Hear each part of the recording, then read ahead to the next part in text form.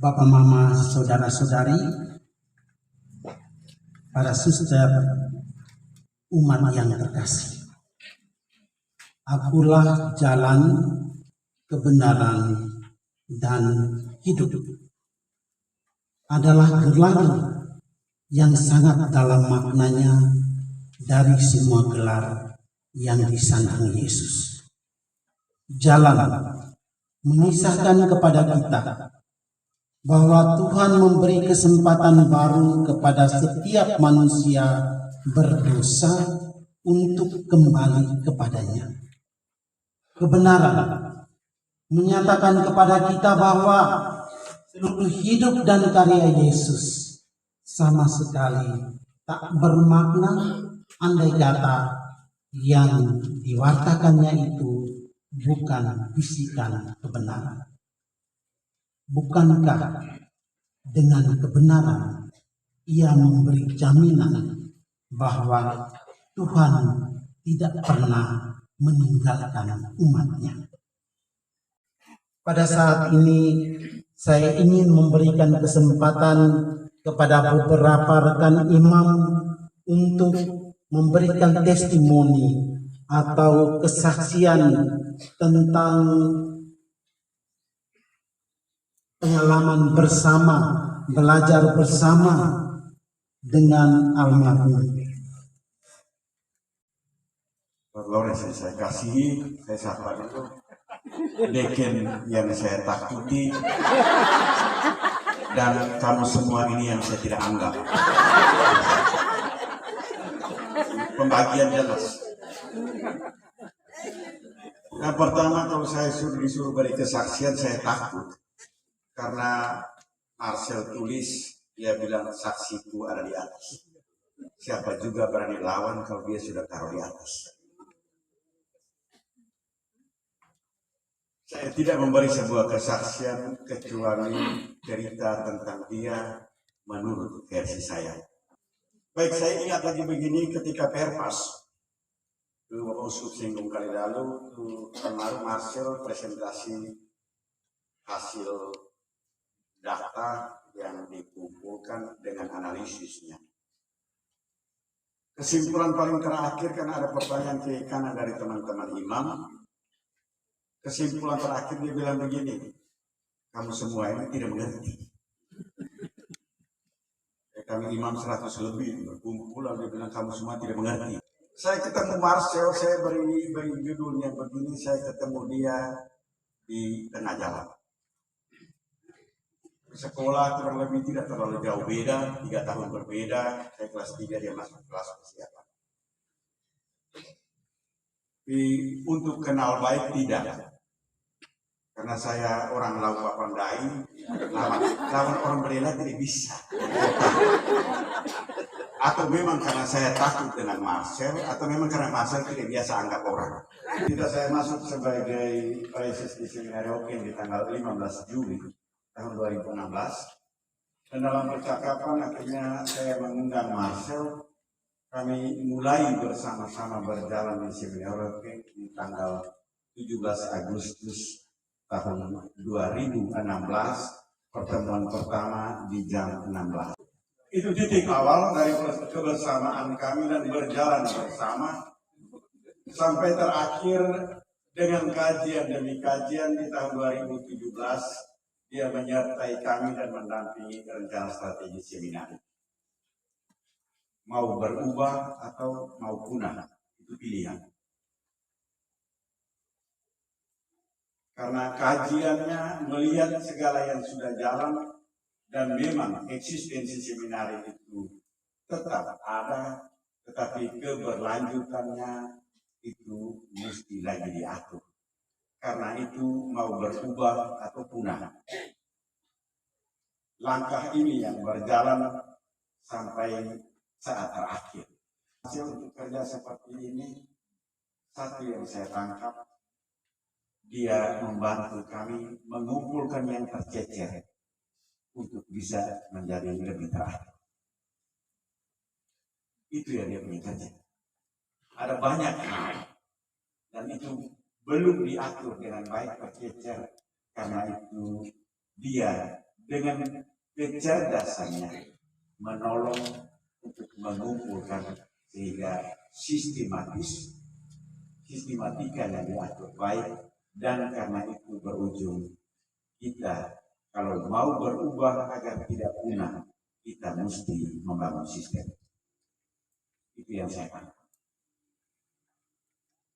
Nah, omongin gampang, kerja sama habis dia cuma mati. Yang kedua, saya datang kunjung ketika dia sakit, saya datang kunjung ke sini, saya masih duduk di depan, saya juga minum kopi. Kalau ditanya saya, justru mau perlu apa, mau ngomong apa, saya binatang. Kalau saya datang ke bilang sakit, saya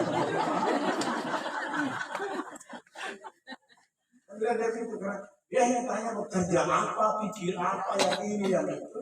Sampai dia sakit, saya datang dulu dengan lipanya di sini. Hanya sampai di situ. Karena itu kalau omong hal-hal yang bersifat, yang emosional, yang bagian rasa, kalau saya omong masuk ke situ, dia akan belok omong tentang semua program dan kegiatan. Terakhir saya heran ketika masuk Pekan Suci itu dia bilang kami janji pertama itu kami bantu sama Otobi, tidurnya di Norabelen, dia bilang terlalu panas, kemudian kita pindah tidur di Hokeng. Kalau baik, kalau begitu saya tetap tinggal di Hokeng. Jadi kami tinggal di Hokeng sampai pas. Baru kami dua duduk bersama, satu kali saja yang dia gunakan kata ini. Yang satu ini saya curhat. Saya bergaul dengan dia yang sudah dekat. Bertemu dia di tengah jalan di tahun 2016. Ini bertahun 2024, dia bisa bilang saya curhat. Bayangkan. Ternyata bergaul dengan Nasir tidak gampang. Karena itu bahwa bergaul dengan dia tahan mental juga. Dia kata-kata tidak ada sisa. Kau mau ubah dia? Apa yang ada di dalam kendali dia, saya belajar untuk menerima, dan saya belajar bergaul dengan dia menurut apa yang bisa saya kenali. Karena itu penghargaan dan terima kasih bahwa orang susah gampang susah juga menjadi teman, tetapi kalau menjadi teman hingga menjadi sahabat, suatu yang luar biasa.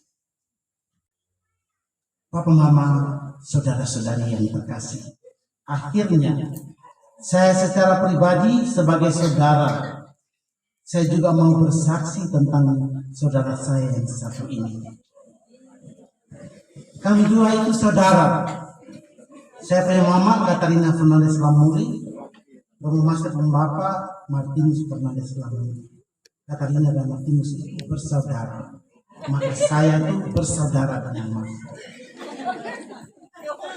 Relasi bersaudara sepupuan dalam imamat ini banyak teman yang tidak tahu sebelumnya. Tetapi akhirnya semua teman tahu bahwa kami dua itu seperti ini. Kami dua biasa saling menyapa, biasa-biasa saja. Saya panggil dia No. Sepanjang hidup ini saya tidak pernah panggil dia Marcel. Saya panggil No. Dulu panggil No Pante. Setelah jadi imam saya panggil No. Dan dia panggil saya Flori. Kalau di Dekenat itu dia punya kamar itu tidak ada orang yang berani untuk ketuk atau panggil. Yang bisa itu hanya saya. Tenggagin juga tidak. Tenggagin kalau perlu itu omong dengan saya. Dia punya hal-hal pribadi itu dia omong dengan saya. Kamu semua tidak tahu. Urusan-urusan pribadinya di kamar semuanya itu saya. Dan itu relasi persaudaraan imam antara saya dan kami dua punya watak kepribadian yang sangat berbeda. Dia orang yang giat, ulet, prinsip, kepala keras, tegas, bertahan kalau dia rasa benar. Kalau saya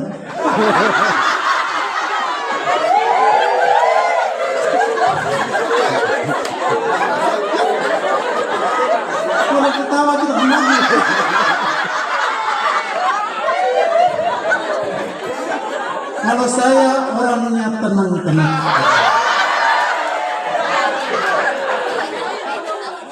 berhadapan dengan saya, Romo Master itu bersikap lembut terhadap saya.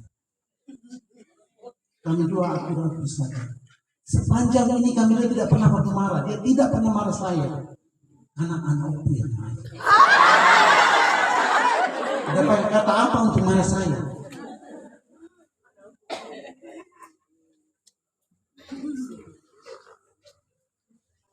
Dulu saya di Nurabelin Pastor Rocky, dia yang pergi menantikan saya. Lalu tiap hari Minggu saya pergi membantu dia pelayan hari Minggu.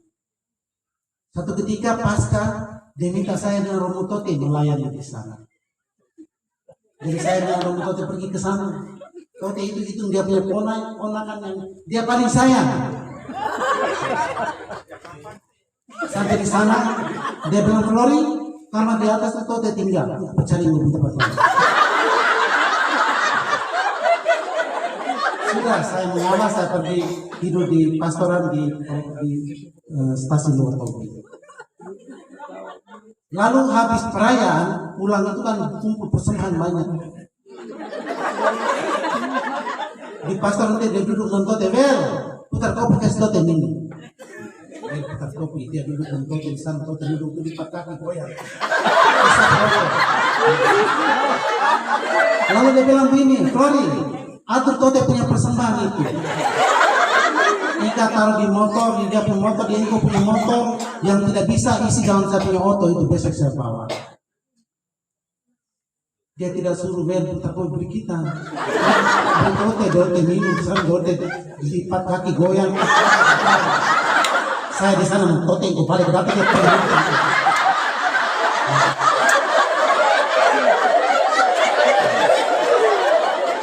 Kita dalam hati itu emosi mentote. Balik kata dia kenapa punya injang.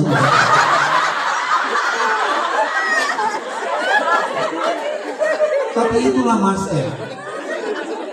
Walaupun begitu dia punya hati, dia punya kebaikan luar biasa. Ini Romo Tote ini